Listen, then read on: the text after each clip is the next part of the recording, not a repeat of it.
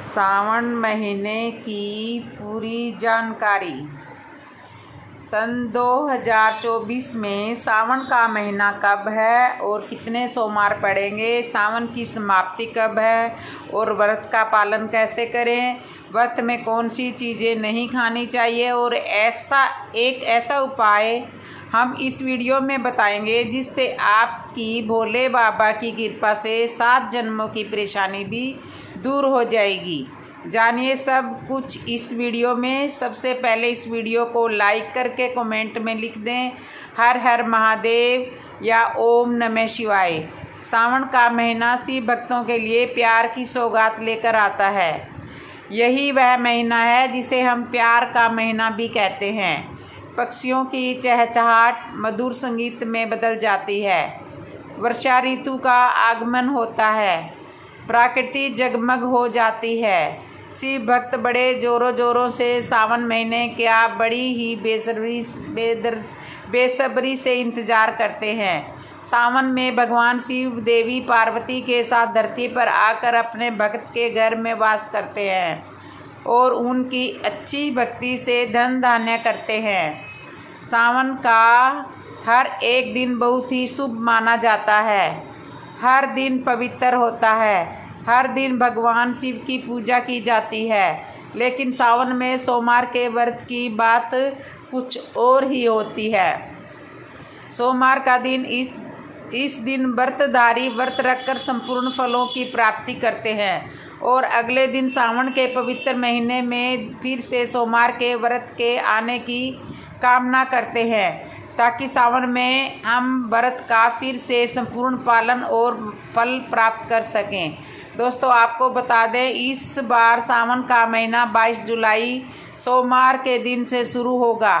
सावन महीने की समाप्ति 19 अगस्त के दिन और सावन के आखिरी सोमवार के दिन ही 19 अगस्त यानी सोमवार के दिन ही रक्षाबंधन का त्यौहार मनाया जाएगा।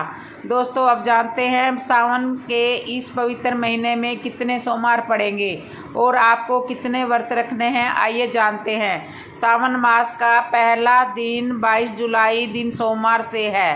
पहले ही दिन सावन में सोमवार पड़ने से 4 चांद लग गए हैं।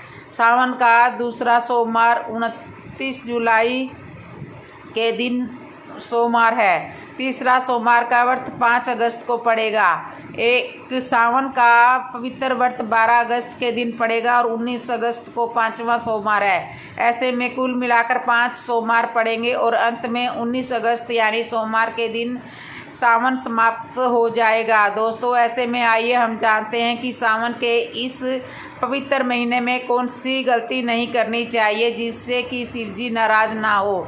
सबसे पहले आइए जानते हैं कि सावन व्रत में कौन सा फल नहीं खाना चाहिए और आइए जानते हैं कुछ ऐसी सावधानियां जिसे भूल कर भी नहीं करनी चाहिए। शास्त्रों में कहा गया है कि व्रतधारी को उधार मांगकर फल आदि नहीं खाने चाहिए।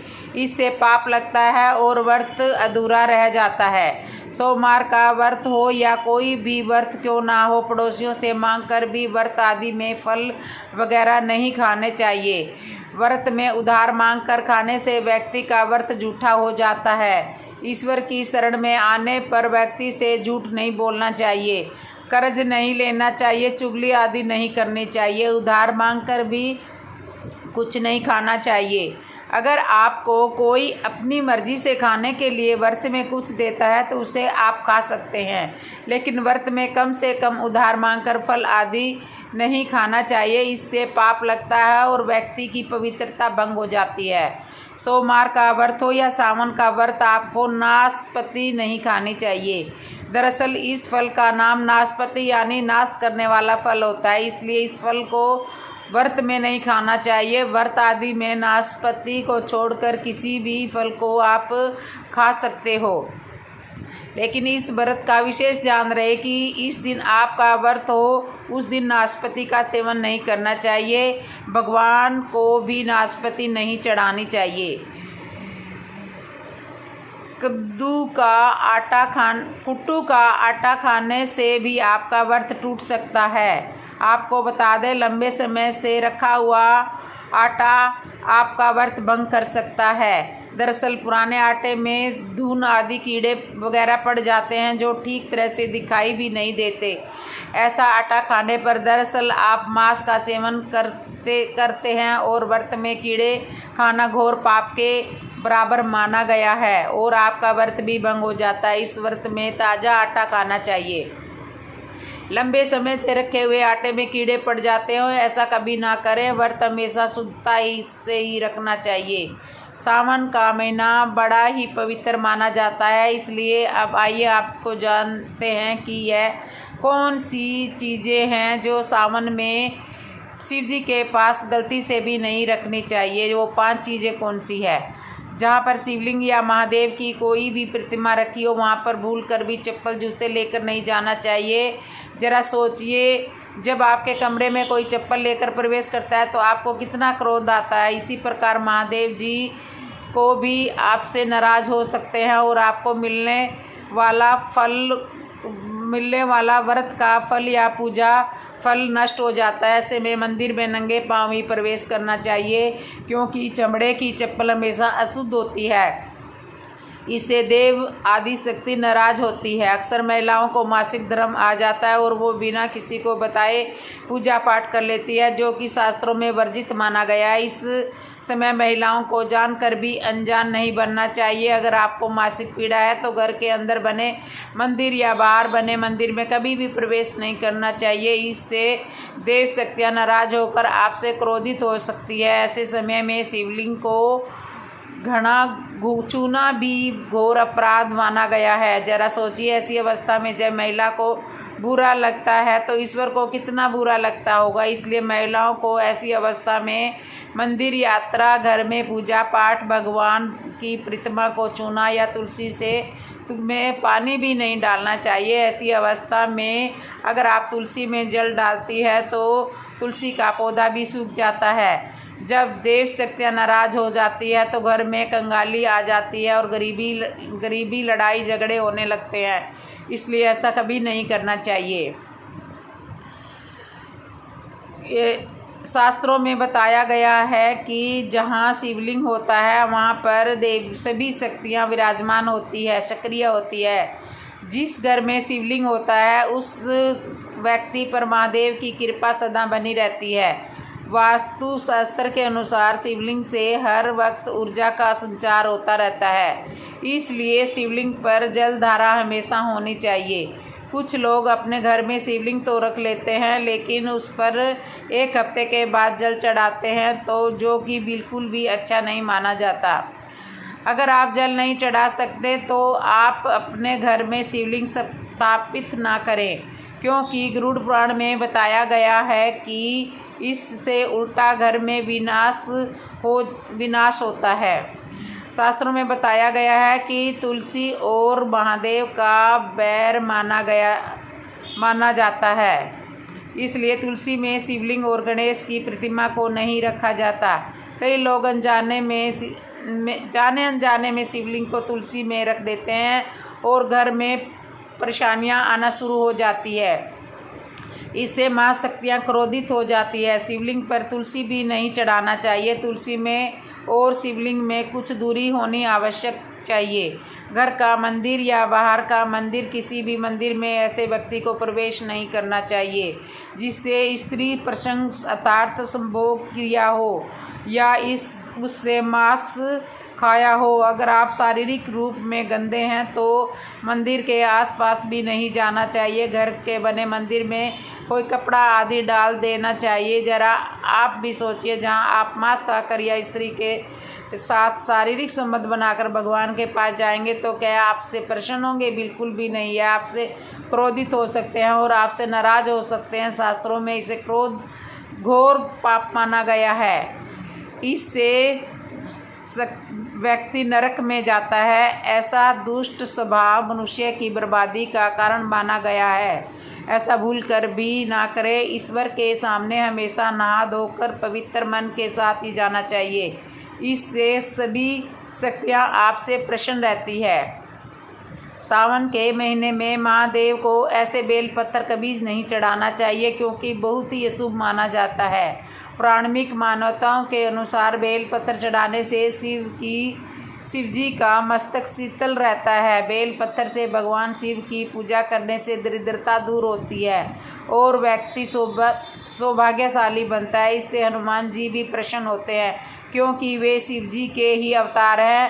पहले आप यह जानने कि बेलपत्र का उपयोग और उसके लाभ कैसे मिलते हैं।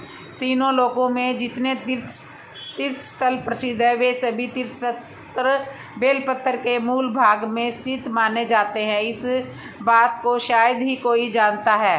यदि बेलपत्र का वृक्ष घर के बीचों बीच या पूर्व दिशा में लगा हो तो घर में धन धान्य की कोई कमी नहीं रहती और परिजन खुशहाल रहते हैं। जो व्यक्ति बेल के वृक्ष के मूल भाग की गंध पुष्प आदि से पूजा अर्चना करता है उसे मृत्यु के पश्चात शिवलोक की प्राप्ति होती है। अब आइए जानते हैं बेलपत्र से जुड़ी हुई कुछ खास बातें। चतुर्थी, अष्टमी, नवमी, चतुर्थी और अमावस्या तिथियों को संक्रांति के समय और सोमवार को बेलपत्र नहीं तोड़ना चाहिए। पूजा से एक दिन पूर्व ही बेलपत्र तोड़ कर रख लेना चाहिए। आपको बता दें कि बेलपत्र कभी अशुद्ध नहीं होते। यदि आपको पूजा के लिए नया बेलपत्र नहीं मिल पा रहे हो तो आप किसी दूसरे के चढ़ाए हुए बेलपत्र को स्वच्छ जल से धोकर भगवान शिव को अर्पित कर सकते हैं। बेलपत्र में 3 पत्तियां होनी चाहिए। कटी फटी पत्तियों का बेलपत्र भगवान शिव को गलती से भी नहीं अर्पित करना चाहिए। कटी फटी पत्तियों को अर्पित करने से शिव का अपमान माना जाता है और बेलपत्र का भी। इसलिए बेलपत्र की पत्तियां एकदम साफ होनी चाहिए। अब आइए जानते हैं भगवान के इस पवित्र महीने में अगर किसी को यह 5 संकेत मिल जाए तो इससे यह पता चल जाता है कि महादेव आपकी भक्ति से बहुत प्रसन्न है और आपको धनी होने से कोई भी नहीं रोक सकता। आइए जानते हैं उन 5 संकेतों के बारे में। बैल का दरवाजे पर आना। नंदी महाराज भगवान भोलेनाथ के वाहन है। नंदी को भगवान शिव का द्वारपाल भी माना गया है। नंदी महाराज को बुद्धि और ज्ञान का प्रतीक माना जाता है। शिव जी के मंदिर के बाहर हमेशा नंदी महाराज विराजमान रहते हैं। लेकिन अगर सावन के इस पवित्र महीने में अचानक से नंदी महाराज आपके दरवाजे पर आ जाए और आपके घर की चौखट को सींग मारने लगे तब आपको समझ लेना चाहिए कि भगवान शिव आपके घर में आने वाले हैं, जो कि यह एक उनके आने का संकेत है। भगवान शिव आपकी भक्ति से बहुत प्रसन्न है और आपके घर में खुशियां आने वाली है। आपको धनी होने से कोई भी नहीं रोक सकता। लेकिन याद रहे नंदी महाराज को तिलक लगाकर मीठा भोग लगाकर ही खिलाएं। सावन के पवित्र महीने में अचानक से आपके सपनों में अगर शिवलिंग दिखाई दे जाए अर्थात भगवान शिव दिखाई दे जाए तो इसको आपको समझ लेना चाहिए कि अब आपके जीवन में परेशानियों का अंत जल्दी ही हो जाएगा। भगवान शिव आपकी सच्ची आराधना और भक्ति से बहुत खुश हैं और वह आपके घर में आने वाले हैं। ऐसे में याद रहे शिव जी की भक्ति में कोई भी कमी नहीं आनी चाहिए। घर को गंदा नहीं रखना चाहिए क्योंकि आपके घर में भगवान शिव आने वाले हैं। शास्त्रों के अनुसार माना गया है कि नीलकंठ भगवान शिव जी का प्रतीक है। अगर आपके घर में भगवान के सावन के महीने में नीलकंठ छत पर आकर बैठ जाए तो उसे भूल कर भी मत भगाना क्योंकि यह भगवान शिव का प्रतीक माना गया है। ऐसे में आपको खुश होना चाहिए क्योंकि भगवान शिव आपकी भक्ति में बहुत खुश है। शास्त्रों में बताया गया है कि नीलकंठ अगर मनुष्य के घर पर आकर बैठ जाए तो उसको साक्षात घर में शिव जी के आने के संकेत माने गए हैं और अब आपके बुरे दिन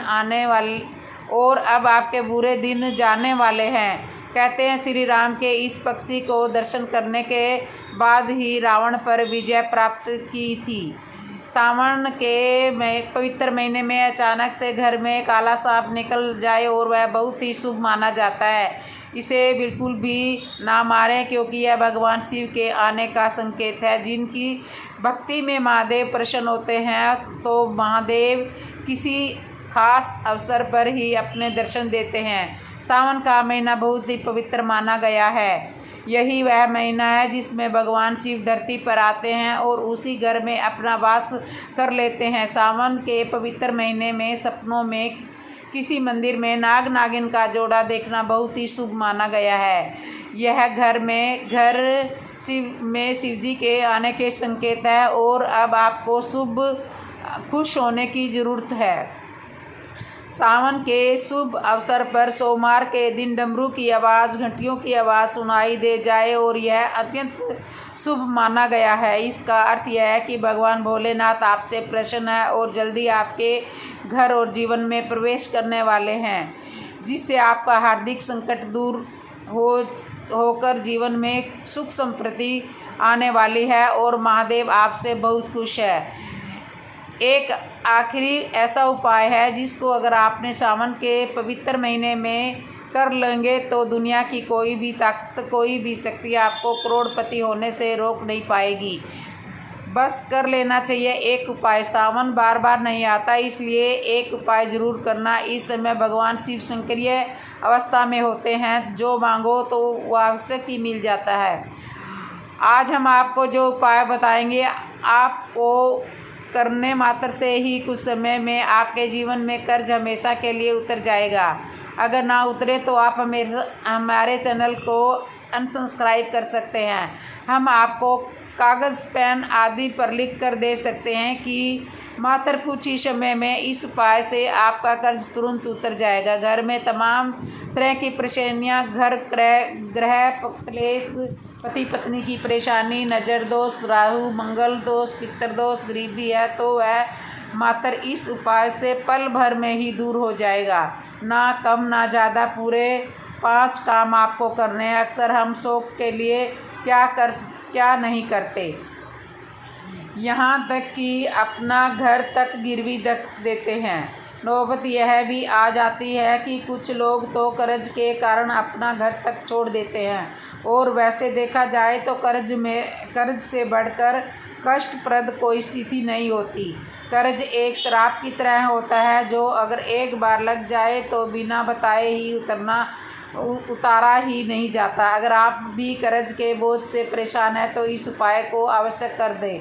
2 से 8 दिन के अंदर लाभ मिलने लगेगा। यह बात आपको शायद मजाक लगे, लेकिन मैं आपसे वादा करती हूँ कि यह तो 100% सत्य है। लेकिन इसका लाभ लेने के लिए आपको 5 काम करने होंगे, तभी आपको कर्ज से मुक्ति मिलेगी। तो चलिए शुरू करते हैं। सच्चे दिल से कमेंट बॉक्स में लिखे हर हर महादेव, एक ओम नमः शिवाय, अंत में एक लाइक ज़रूर करें।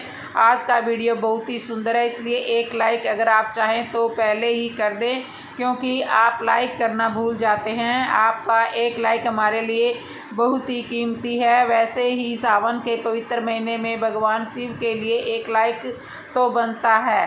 श्रोताओं, 5 कामों में से सबसे पहला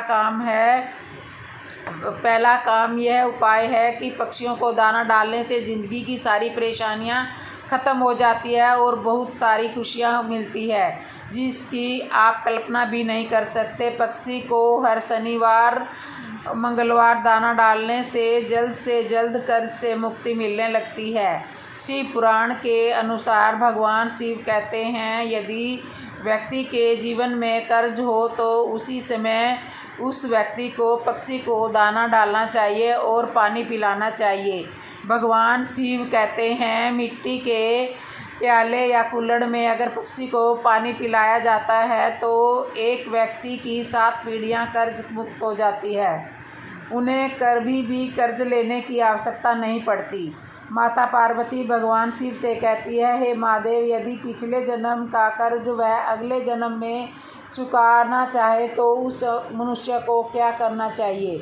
तब भगवान शिव माता पार्वती से कहते हैं, हे देवी, आपने जगत कल्याण के लिए बहुत ही अच्छा प्रश्न किया है, जिसका जवाब मैं आपको देता हूँ। अगर मनुष्य ऋण मुक्त होना चाहता है, कर्ज से मुक्त होना चाहता है, अगर वह अपने पापों से मुक्ति पाना चाहता है तो उसे पक्षियों की निस्वार्थ भाव से सेवा करनी चाहिए। दाना पानी उन्हें देते रहना चाहिए, तब ही मैं प्रसन्न रहता हूँ और व्यक्ति को ऋण मुक्त करता हूँ। अगले जन्म तक पीढ़ी दर पीढ़ी उसकी कभी कर्ज की भागीदार नहीं होगी। अगर आप भगवान शिव से कहने से एक बार उनकी राह पर चल दिए, तब आपको जीवन में कभी कर्ज की कोई ज़रूरत नहीं होगी। आपको कर्ज लेने की आवश्यकता नहीं पड़ेगी, बल्कि तेज़ी से आपके घर में सुख शांति आएगी, धन धान्य बढ़ेगा, वैभव की प्राप्ति होगी। और यह उपाय करने के बाद इसका अगर अक्सर आपको 2 से 3 दिन में दिखने लगेगा। यह क्रम तो आवश्यक करें, क्योंकि साक्षात भगवान शिव ने मनुष्य को कर्ज से बचाने के लिए यह उपाय बताया था। चींटियों को अगर उनके मन के अनुसार दाना खिलाया जाए और भोजन कराया जाए तो जिंदगी का यह सारा सुख मिलता है जिसकी हर किसी मनुष्य को ज़रूरत होती है। इसलिए यह उपाय भी करते रहे। ऐसा करने से जल्द कर्ज से मुक्ति मिलती है। चींटियां धरती पर मनुष्य का कर्ज कम करने के लिए ही धरती पर वास करती है। अगर मनुष्य इस बात को समझ जाए कि चींटियां हमारे कर्ज के बोझ को सहती है तो अर्थात वह कम करती है, तब उसी क्षण हमारे भारत में कोई भी कर्ज का भागीदार नहीं होगा। कर्ज के बोझ के कारण उसे अपना घर गिरवी नहीं रखना पड़ेगा। किसी भी शादीशुदा स्त्री को अपने गहने गिरवी नहीं रखने पड़ेंगे। भूमि आदि को परेशानियों की वजह से बेचना नहीं पड़ेगा। चींटियों का तो काम ही होता है मनुष्य के जीवन में ऋण को हमेशा के लिए दूर करना। कर्ज को चींटियां कैसे कम करती है, हम आपको यह उपाय बताने वाले हैं, तो वीडियो के अंत में बने रहिए। अगर कभी आपने वीडियो को लाइक नहीं किया तो एक लाइक कर दीजिए। भगवान शिव की कृपा आप पर और आपके परिवार पर बनी रहे, इसलिए कमेंट में हर हर महादेव, ओम नमः शिवाय आवश्यक जरूर लिखें। अब आइए वीडियो के आगे बढ़ते हैं। चींटियों